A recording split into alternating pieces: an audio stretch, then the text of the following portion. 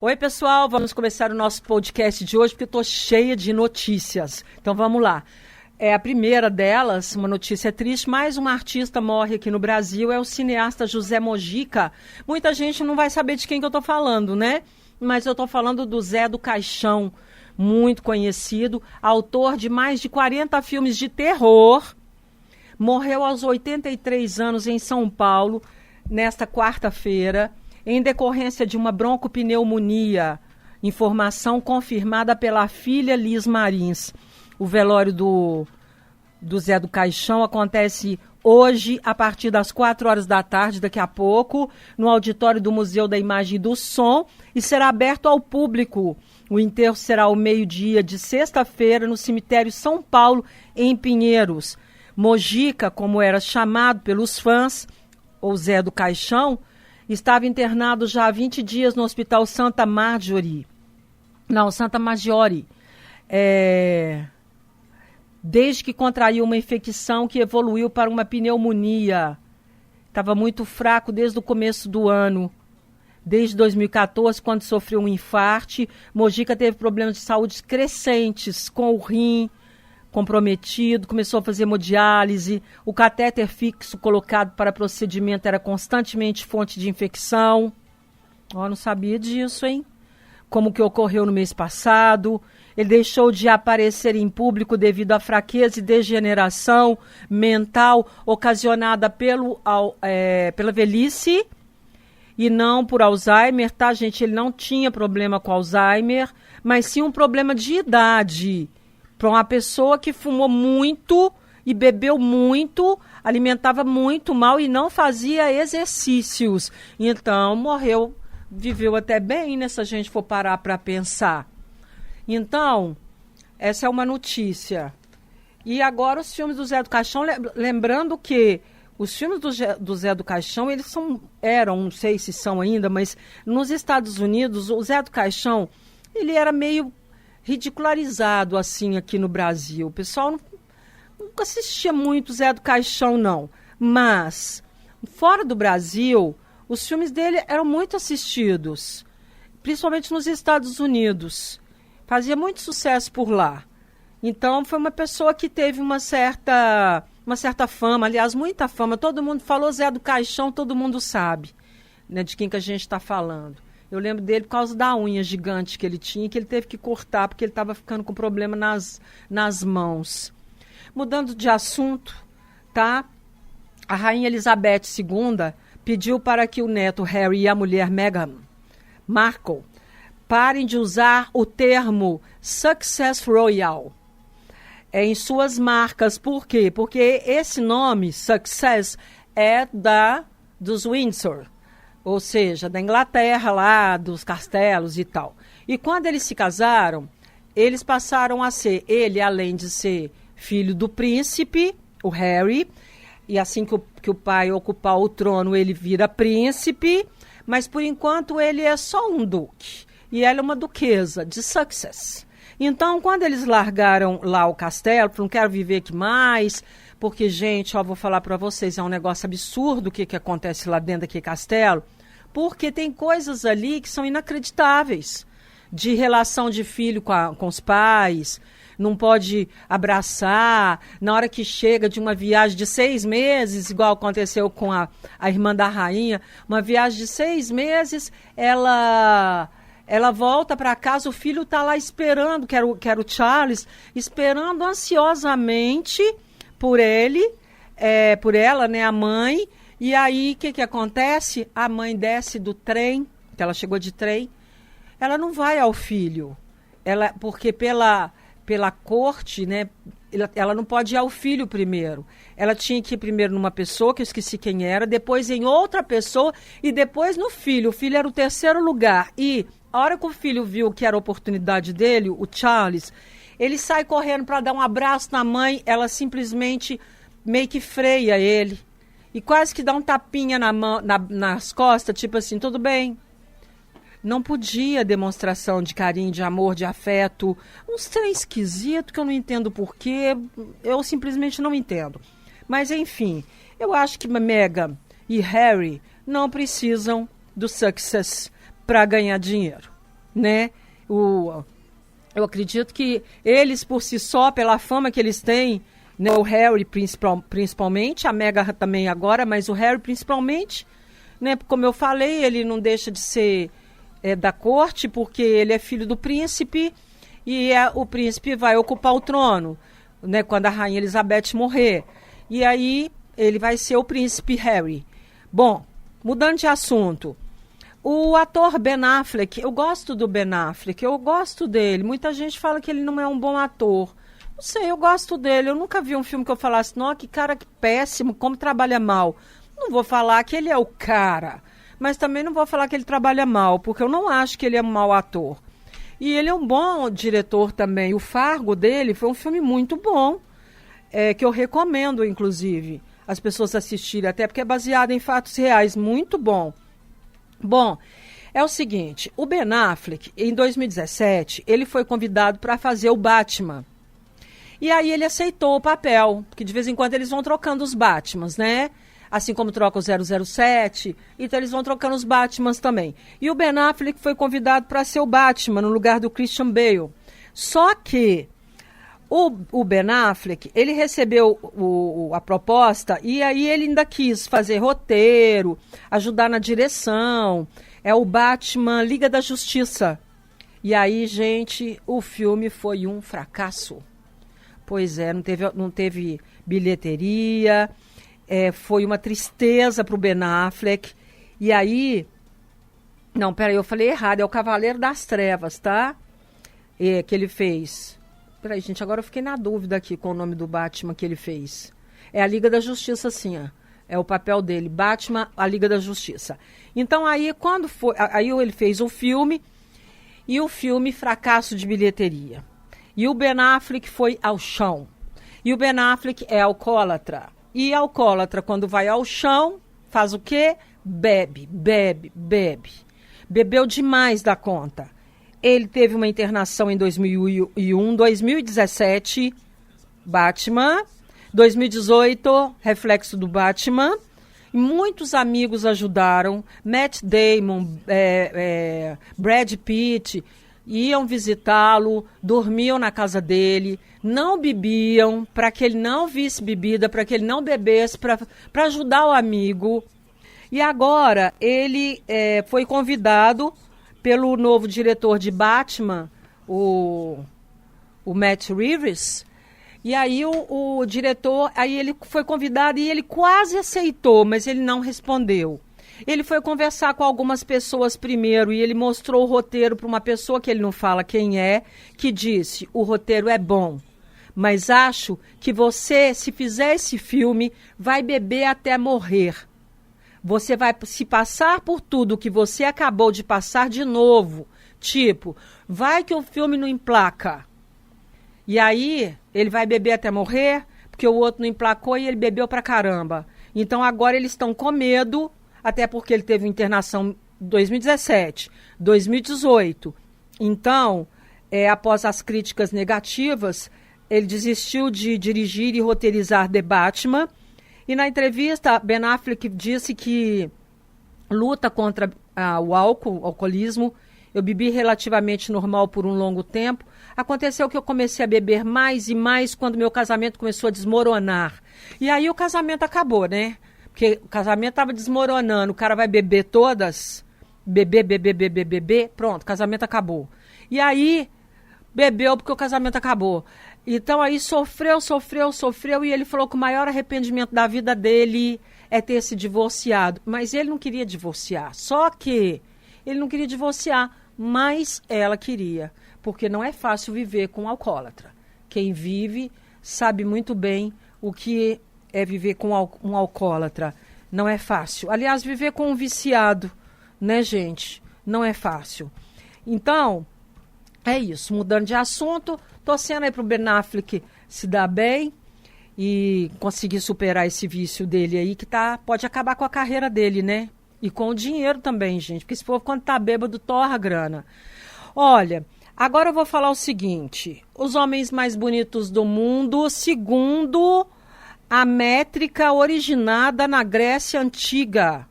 Uma proporção áurea que mede a perfeição física das pessoas. Olha que loucura isso. O Edward Cullen, quem que é esse? É o vampiro do crepúsculo, Robert Pattinson, o Batman que vem aí. É o homem mais bonito do mundo. Bom, então é isso, gente. O ator Robert Pattinson, 33 anos, obteve quase precisão 100% numa métrica originada na Grécia Antiga. Loucura, proporção áurea. A análise foi feita por meio de técnicas de mapeamento facial computadorizado e listou 10 famosos mais belos a partir do cálculo grego. Em segundo lugar, depois do Robert Pattinson, está o Henry Cavill. Em terceiro lugar, o Bradley Cooper. A proporção áurea é uma equação matemática criada pelos gregos na tentativa de medir a beleza e pode ser aplicada a qualquer coisa. Foi usada por Leonardo da Vinci para o perfeito corpo masculino humano em sua famosa obra O Homem Vitruviano, que é lindo por sinal, né, gente?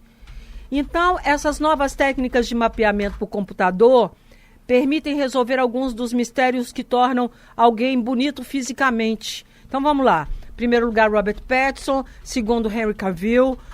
Terceiro, Bradley Cooper. Em quarto lugar, Brad Pitt. Em quinto lugar, George Clooney. Em sexto lugar, Hugh Jackman. Em sétimo lugar, David Beckham. Em oitavo lugar, achei sensacional, Idris Elba. Para quem não sabe, é um ator americano que eu acho muito bonito e negro. Que lindo, achei bacana ver um negro, que tem mais, entrar nessa lista dos homens mais bonitos do mundo. Acho que nunca aconteceu isso. E por métrica grega, achei sensacional. Em nono lugar, o Kanye West. O Kanye West é o marido da Beyoncé ou da Kim Kardashian? Fiquei na dúvida agora. Kanye West também. E em décimo lugar ficou o Ryan Gosling. O último vencedor do cálculo tinha sido o ator George Clooney. Que interessante isso, né? O homem vitruviano. Bom, nesta semana, então, gente, tá aí os cálculos dos homens mais lindos do mundo. Achei sensacional. Gostei muito da lista. Até porque botaram 2 homens lindos, negros, nessa lista. Eles são lindos. Pode procurar aí quem não conhece Kanye West e o Idris Elba. O Idris Elba, ele é um ator e o Kanye West é o marido mesmo da Kim Kardashian. Bonito também, viu? E rico, mas é rico. Ele dá a Kim Kardashian, assim, um anelzinho, assim, de 10 milhões de dólares, sabe? É tipo isso. Bom, mudando de assunto. Hoje, a menina adolescente que foi assediada por um motorista de aplicativo Uber prestou depoimento na delegacia. Ele prestou também. Ele atribui o comportamento dela ao sorriso, a maneira como ela sentava no carro e a roupa que ela estava usando. Gente, me desculpa, mas antes de continuar a matéria, que vai ser babaca, hein? Bom, continuando. Vocês tiveram acesso ao vídeo, ele disse, que ela postou me denegrindo. E ela estava sorrindo bem espalhada no banco, em posições que eu até nem gostaria de citar aqui, porque eu não posso provar. Afinal de contas, ela não se autofilmou nesse sentido. Ela estava com um short tipo Anitta e uma mini blusa, as pernas abertas no banco e chamando a atenção. Tá, e aí você acha que pode transar com ela por causa disso? Ela é uma menor de idade, você é um homem, parece que é pai de família. Voltando, nas redes sociais a Anitta ficou pé da vida, claro, né? Tipo assim, o cara ferrou a Anitta nessa história aqui, né, gente? Então a Anitta decidiu se posicionar e criticou o comportamento do motorista.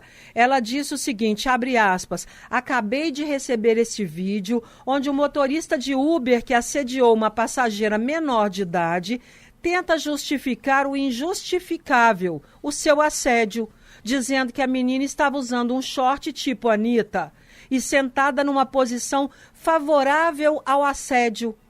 publicou a funkeira, que se mostrou indignada com as declarações nas imagens publicadas pela garota em seu perfil particular no Instagram.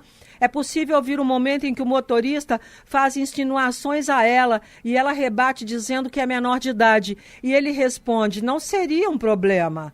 E acho que tu não tem 13 anos, 14 para cima, tu já é responsável, ele disse. E continuou falando e chega a dizer que namoraria ela. E ela responde que ele tem idade para ser o pai dela. E ele diz: mas eu não sou seu pai, eu faria coisas que o seu pai não faria, pode ter certeza. Ô, gente, homens, presta atenção numa coisa. As mulheres estão se empoderando. Muitas compreendem isso, outras não. Vão demorar para compreender. Mas uma coisa vocês, homens, têm que compreender. A roupa de uma mulher não significa que ela está se oferecendo. O modo como ela sentou no seu carro pode não ser um modo adequado, mas não significa que você tem o direito de assediá-la. Ou seja, os homens acham que uma mulher de shortinho tá de shortinho porque quer ser assediada, a gente me poupa, né? Oi, vamos andar, né? Porque o mundo tá andando. Vamos sair dessa era de Brasil colônia, porque não dá mais. É aquela velha história de, já vi homens falando isso. Bom, sacanagem, essas meninas de 13 anos, 14 anos, vêm pra cima da gente, vêm se esfregando na gente, e a gente não pode fazer nada? Não, não pode. Você vai xingar a menina, falar: ô menina, tenha modos. Ô menina, para com isso. Ô menina, sai daqui. Você é menor. Menina, não quero. Isso é papel de um homem, tá? Papel de homem, não de um canalha, hipócrita, e de ficar falando: ai, mas ela estava se insinuando, ela estava de mini blusa, ela estava vestida igual a Anitta. Que é isso, gente? E outra coisa, homens, as mulheres estão praticamente todas transando, assim, com seus namorados, seus maridos, com seus ficantes. As mulheres nem estão querendo namorar. Os homens estão querendo namorar mais do que as mulheres. Então, elas estão querendo liberdade. E liberdade é ela poder ser o que ela quiser ser. Agora, menor de idade, nem pensar. Você é o maior de idade, você tem que ter hombridade. Mesmo achando errado o que ela está fazendo, mesmo ela se insinuando para você, manda embora. Não, sai daqui, sai. Entendeu? Eu acho que tem que ser assim. A atriz brasileira Júlia Gann foi internada numa clínica psiquiátrica no Rio de Janeiro, em Botafogo. A revelação foi feita no programa Tarde é Sua, da Sônia Abrão. Ao que tudo indica, o motivo é uma recaída dentro de um quadro clínico de depressão que Júlia Gann já tem há muitos anos. Júlia Gann tem um problema sério, é uma grande atriz, eu acho ela fantástica. Mas eu atinei para a Júlia Gann, para os problemas dela, quando ela casou com Pedro Bial. Eles tiveram um filho e moravam nos Estados Unidos, e aí eles foram separar e virou uma brigaiada, uma confusão. E nessa época a Júlia Gann já começou a demonstrar os problemas dela, apesar de que ela ficou com o filho. O Pedro Bial não conseguiu ficar com a criança, não. A criança ficou aos cuidados da Júlia Gann. Então, Júlia estaria com sintomas de desânimo, tristeza profunda, disseram os amigos mais próximos. Então, Júlia Gann internada, tomara que saia logo, gente, porque depressão é tão triste, né?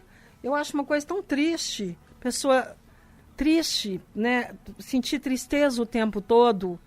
O corpo, né, vai liberando, assim como quando a gente está feliz e exercitando também, nosso organismo, nosso cérebro, ele vai liberando substâncias químicas, vamos falar assim, que são ótimas para nós. Traz prazer, traz alegria, traz saúde, mas a tristeza, ela também libera substâncias, principalmente cortisol, que é a cortisona, que é um veneno para o nosso corpo.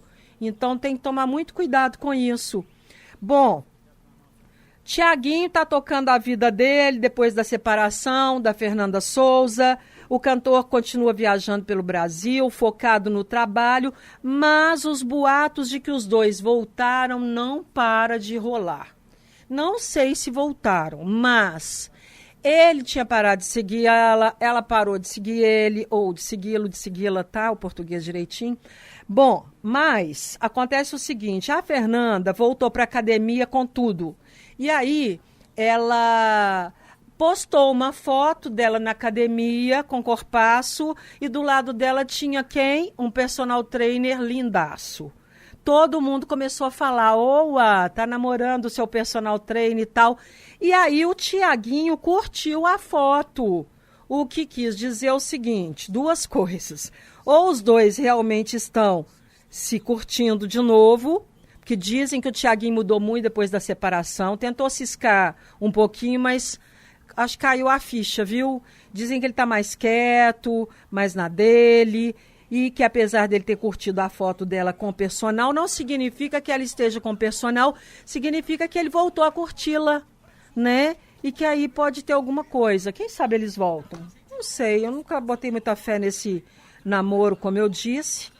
E então é isso, gente. Olha, tem muitas notícias mais, mas hoje eu fico por aqui com essas. Tem uma matéria também do filho do Gugu, ele deu uma entrevista falando sobre a vida dele depois da morte do pai. Ele falou que agora ele já está se sentindo mais leve, mais tranquilo. Ele foi no aniversário do filho da Simone, que vai participar do Carnaval da Rede TV, como eu falei também.